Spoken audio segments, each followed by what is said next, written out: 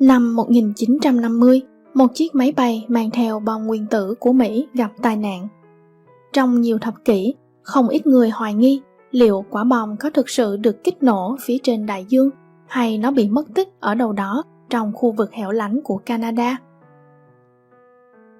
Máy bay ném bom B-36 của Mỹ trong lúc thực hiện nhiệm vụ huấn luyện thời bình đã gặp sự cố động cơ và rơi xuống khu vực British Columbia, Canada vào năm 1950. Điều đặc biệt là chiếc máy bay mang theo quả bom nguyên tử Mark 4, thứ vũ khí có kích thước tương đương quả bom nguyên tử Mỹ thả xuống thành phố Nagasaki của Nhật Bản năm 1945.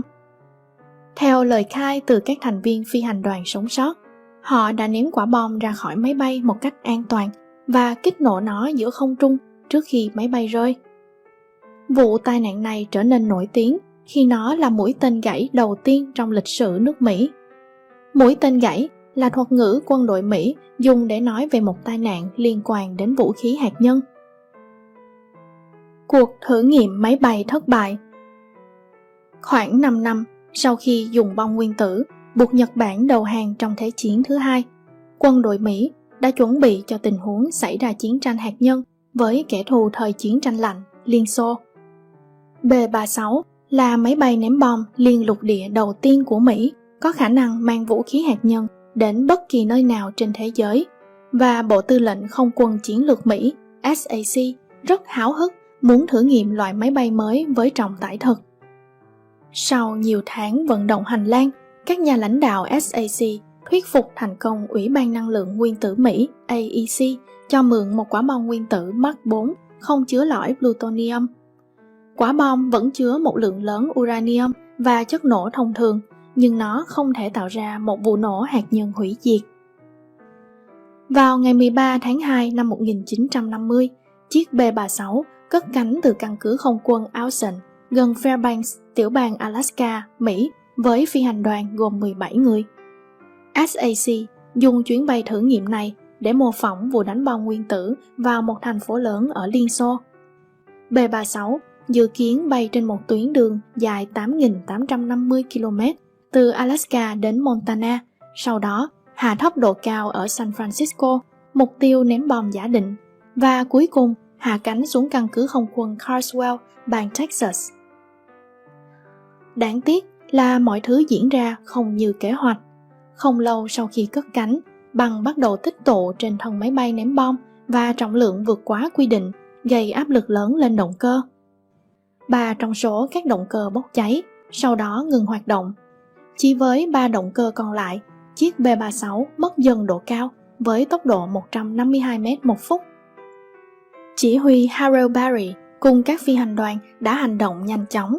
Ưu tiên hàng đầu của họ là phá hủy quả bom nguyên tử để nó không rơi vào tay kẻ thù. Tuy nhiên, khi phi công phụ của Barry nhấn nút thả bom, không có điều gì xảy ra. Anh ta cố gắng nhấn nút thêm một lần nữa để mở khoang chứa bom và thả Mark 4 trên Thái Bình Dương. Lần này, mọi chuyện diễn ra suôn sẻ. Theo báo cáo của phi hành đoàn, chất nổ thông thường bên trong quả bom đã được kích nổ và quả bom hoàn toàn bị phá hủy. Sau đó, Barry thiết lập chế độ lái tự động cho chiếc máy bay đang rơi, hướng nó tiếp tục bay về phía vùng biển xa đất liền, trong khi ông và phi hành đoàn nhảy dù trong bóng tối xuống hòn đảo Princess Royal ở ngoài khơi British Columbia, Canada.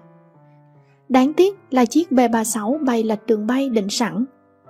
Nó bay thêm khoảng 322 km, sau đó đâm vào sườn núi Mount Colgate phủ đầy tuyết nằm sâu bên trong vùng đất liền hoang vu của Canada. Ngay lập tức, lực lượng phối hợp giữa quân đội Mỹ và Canada tiến hành một nhiệm vụ cứu hộ quy mô lớn. Họ huy động 40 máy bay tìm kiếm khắp nơi trên đường bờ biển đóng băng của Canada. Sau nhiều nỗ lực, nhóm cứu hộ phát hiện 12 trong số 17 thành viên phi hành đoàn vẫn còn sống sót. Trong đó có một người bị treo ngược cùng chiếc dù trên cây. Tuy nhiên, 5 thành viên còn lại, bao gồm chuyên gia phụ trách vũ khí Theodore Schreier, không bao giờ được tìm thấy. Những tin đồn xung quanh vụ tai nạn. Quân đội Mỹ tiến hành thẩm vấn các thành viên trong phi hành đoàn. Mọi người đều khai nhận rằng quả bom Mark 4 đã được kích nổ an toàn trước khi máy bay lao xuống đất.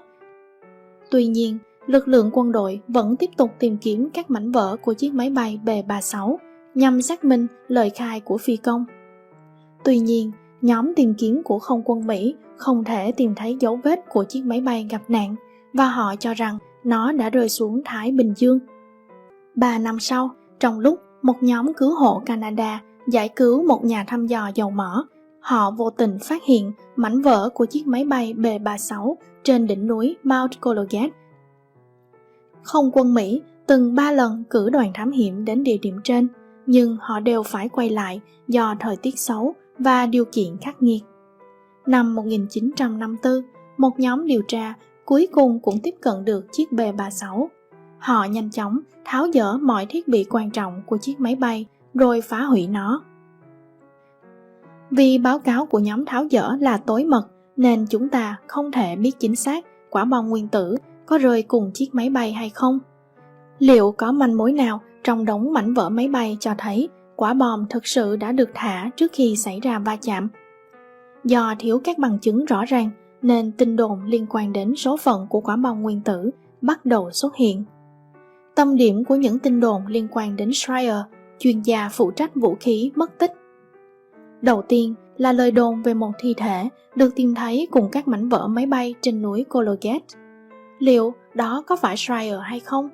Schreier là một cựu phi công và anh ta có thể đã cố gắng lái máy bay trở về Alaska, Mỹ, trong khi những người khác nhảy dù ra ngoài. Theo một số tin đồn khác, chỉ huy Barry nhìn thấy Schreier quay lại máy bay ngay sau khi ông nhảy dù vào bầu trời đêm. Thêm vào đó, quả bom Mark 4 chưa từng rời khỏi máy bay và Schreier đã chết khi cố đưa nó trở lại căn cứ của lực lượng không quân một cách an toàn. Tuy nhiên, quân đội Mỹ không xác nhận bất kỳ tin đồn nào. Hơn nửa thế kỷ sau, các nhà thám hiểm và điều tra viên nghiệp dư vẫn tìm cách đến địa điểm máy bay rơi để tự đánh giá, tìm hiểu sự thật. Theo bạn, chuyện gì đã xảy ra với quả bom nguyên tử?